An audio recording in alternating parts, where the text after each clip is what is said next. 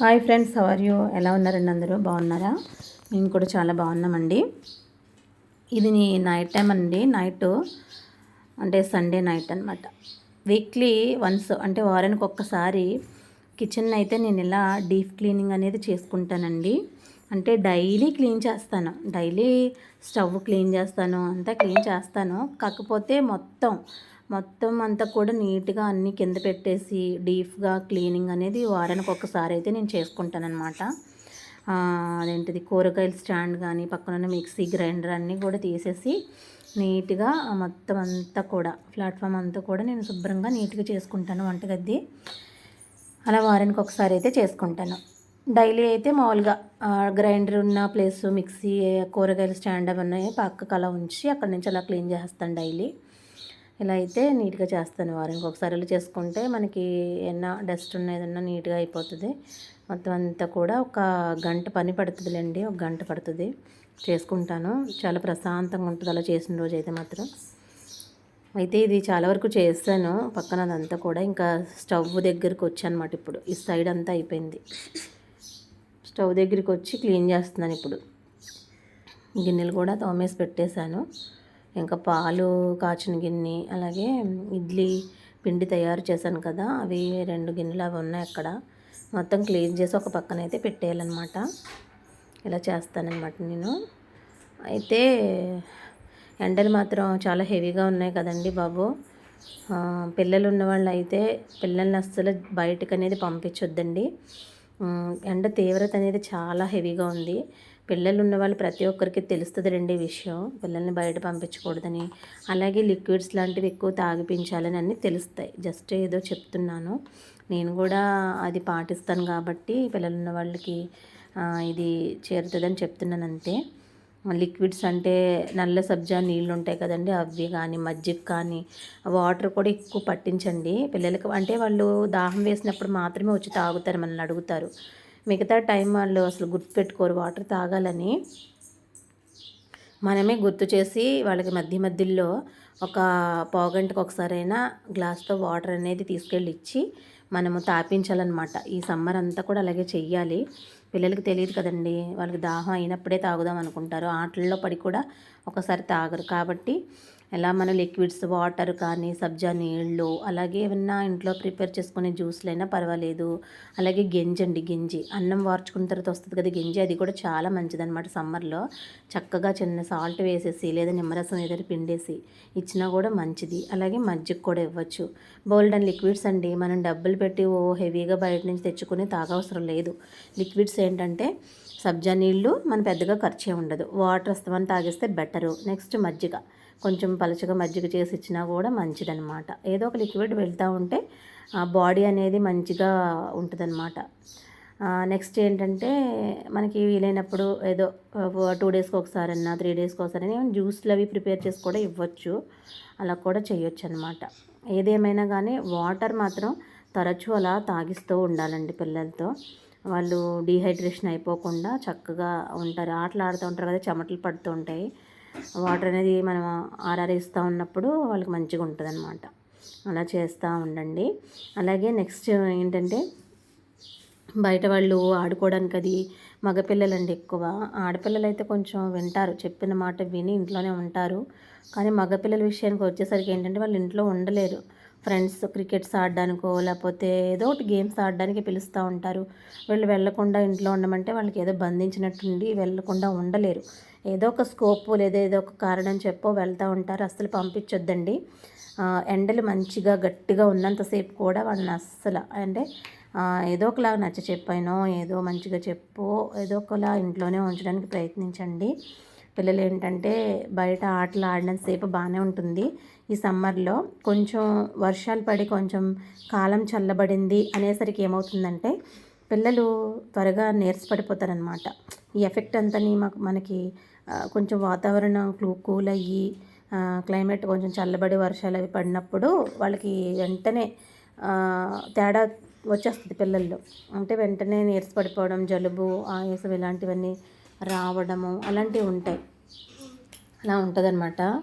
So మగపిల్లలైనా కానీ బయటకు అసలు పంపించొద్దండి. ఏదో ఒకటి నచ్చచెప్పో, ఏదో ఒకలా బతిమాలో, బామాలో ఇంట్లోనే ఉంచడానికి ప్రయత్నించండి. ఆడపిల్లలు అయితే చక్కగా ఉంటారులేండి. బయటికి వెళ్ళొద్దమ్మా, ఎండలు ఎక్కువగా ఉన్నాయని చెప్తే వింటారు. కానీ మగపిల్లలు అస్సలండి మనం చెప్పిన మాట వినడానికి ఇష్టపడరు. బయట ఫ్రెండ్స్ కూడా అంటారు, ఒరే ఏంట్రా ఆడపిల్లల లోపల కూర్చున్నావు అని అంటారని కూడా కొంతమంది బయలుదేరుతూ ఉంటారండి ఆటలాడడానికి. అస్సలు మీరు ఒప్పుకోవద్దనమాట. చక్కగా ఇంట్లోనే ఉంచండి. ఇక ఒక 10 డేస్, ఒక 15 డేస్ మంచిగా ఉంటే గట్టిగా ఎండలు ఉంటాయి. తర్వాత అంతా కూల్ అయిపోతుంది. తర్వాత మన ఇష్టం అనుకోండి. అలా అన్నమాట. ఎండలు అయితే బాగా ఎక్కువగా ఉన్నాయి. కొన్ని జాగ్రత్తలు పాటించుకుంటూ చక్కగా నీట్గా మనం ఉన్నంతలో లిక్విడ్స్ అవి తీసుకుంటూ, ఫుడ్ కూడా మరీ ఎక్కువగా మసాలా ఫుడ్స్, హెవీ కారం ఘాటు ఎక్కువ ఉన్నవి, బిర్యానీలు అలాంటివి కాకుండా లైట్ వెయిట్గా చారు, రసము అలాగే పులుసులు లాంటివి పెట్టుకొని తినడం మంచిది సమ్మర్లో. ఫ్రైలు అలాంటివి ఆయిల్ ఎక్కువగా ఉన్న ఫుడ్ తీసుకుంటే అనీజీగా ఉంటుంది. పెద్దవాళ్ళకి అలాగే ఉంటుంది, చిన్నపిల్లలకు కూడా మంచిగా అనిపించదు ఫ్రీగా. కాబట్టి లిక్విడ్స్ మంచిగా తీసుకుంటూ, అలాగే ఆయిల్ ఫుడ్ని అవాయిడ్ చేస్తూ, ఫ్రై కర్రీస్ని కానీ బిర్యానీస్ వాటికి కొంచెం ఈ 10 డేస్ దూరంగా ఉంటూ, సమ్మర్ కొంచెం పోయి చల్లబడే వరకు మనం ఇవన్నీ పాటించుకుంటూ ఉంటే మంచిది. అలా ఉండడం వల్ల ఏమంటే మనకే మంచిదన్నమాట. ఇవన్నీ ఆయిల్ ఎక్కువ తీసుకున్న ఘాటు మన ఫుడ్ తిన్నా కూడా అది మనకి ఎలా ఉంటుందంటే చాలా ఇబ్బందికరంగా ఉంటుంది. పెద్దవాళ్ళకైతే గ్యాస్ ట్రబుల్స్ వస్తూ ఉంటాయి, చిన్నపిల్లలకైతే తేనుపులు వస్తూ ఉంటాయి చిన్న చిన్నగా, అంటే ఘాటుగా. అలా అనమాట. అంత ఇబ్బంది ఎందుకు, లిక్విడ్స్ తీసుకుంటూ ఇవన్నీ పాటించుకుంటూ ఉంటే కనుక మనకి మంచిగా హాయిగా తేలిగ్గా ఉంటుంది ఆరోగ్యం అనేది కూడా. ఇలాంటి చిన్న చిన్న టిప్స్ ఏమి పెద్ద కష్టం కాదు, ఇంట్లో పాటించుకునేవి అన్నీ కూడా. అలా చేసుకుంటూ ఉంటే సరిపోతుందన్నమాట. అలాగే సమ్మర్లో పిల్లలందరూ కూడా బుక్స్ అన్నీ మూటగట్టో పక్కన పెట్టేసి ఇంకా హోంవర్క్స్ చేయరు, ఏం చెయ్యరు. హాలిడేస్ కదా ఇదంతా మా టైం అన్నట్టు బిహేవ్ చేస్తూ ఉంటారు. కానీ అది చాలా రాంగ్ అండి. ఎందుకంటే వాళ్ళకి వచ్చిన కొద్దో గొప్ప అన్నీ కూడా ఈ సమ్మర్లో మర్చిపోతారనమాట వాళ్ళు అస్సలు. అంటే చిన్నపిల్లలు కదండి, మర్చిపోతారు. మళ్ళీ వాళ్ళు స్కూల్ ఓపెన్ చేసేసరికి అంత కొత్తగా, మళ్ళీ అప్పుడు చదవాలి, బుక్ తీయాలన్నా కూడా వాళ్ళకి కొత్తగా ఏదోలా ఉంటుంది స్టార్ట్ చేయాలంటే. అలా కాకుండా సమ్మర్లో హాలిడేస్లోనే రోజులో ఏదో ఒక టైం పెట్టుకొని వాళ్ళని కొంచెం చదివిస్తూ ఉండండి. అంటే ఏదైనా వర్క్ ఇచ్చి హోంవర్క్స్ చేయించడం కానీ, ఆల్రెడీ సమ్మర్లో వర్క్ చేయమని ఇప్పుడు స్కూల్స్లో అన్నీ సమ్మర్కి తగ్గ వర్క్స్ ఇస్తున్నారు. అవైనా సరే రోజుకొకటి అలా చేయించుకుంటూ వాళ్ళతో చదివించుకుంటూ కొంచెం వాళ్ళని చదువుకి దూరంగా కాకుండా, బుక్స్ అన్నీ మూటగట్టి అటకపైన కాకుండా రోజు బుక్స్తో ఉండేలాగా వాళ్ళు చదివేలాగా, వాళ్ళు మంచిగా సమ్మర్లో హాలిడేస్లో ఇచ్చినటువంటి వర్క్స్ వాళ్ళు చేసుకునేలాగా మనము కొంచెం చేసామంటే కనుక వాళ్ళకి చదువుకి దూరం అయిపోయి మళ్ళీ కొత్తగా స్టార్ట్ చేసే ఫీలింగ్ రాదు.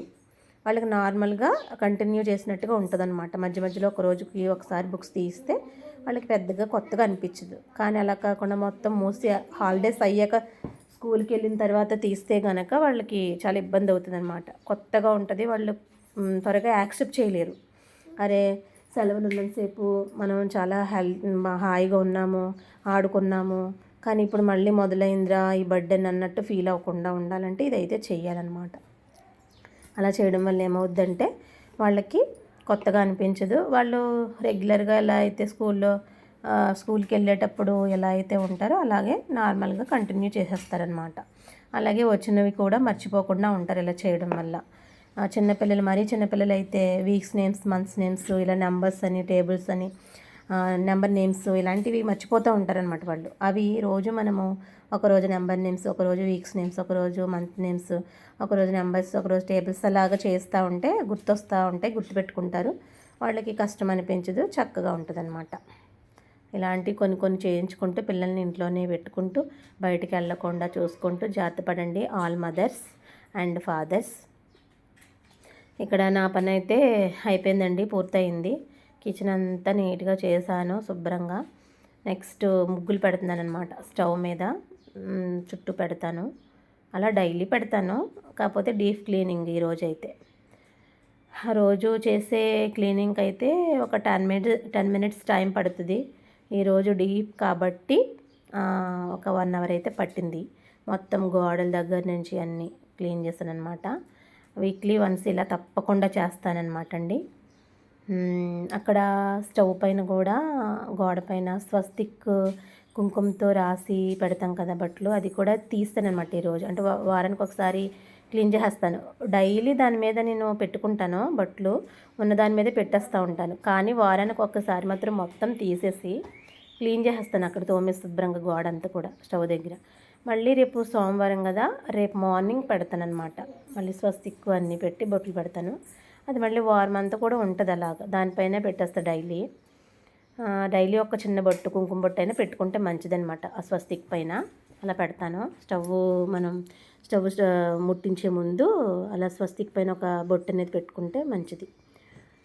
అలాగా చేస్తాను. నెక్స్ట్ స్టవ్ కూడా మంచిగా బొట్లు పెట్టుకుని ఉదయాన్నే చేస్తాను ఇవన్నీ. మీకు నచ్చితే ఒక లైక్ చేయండి ఫ్రెండ్స్.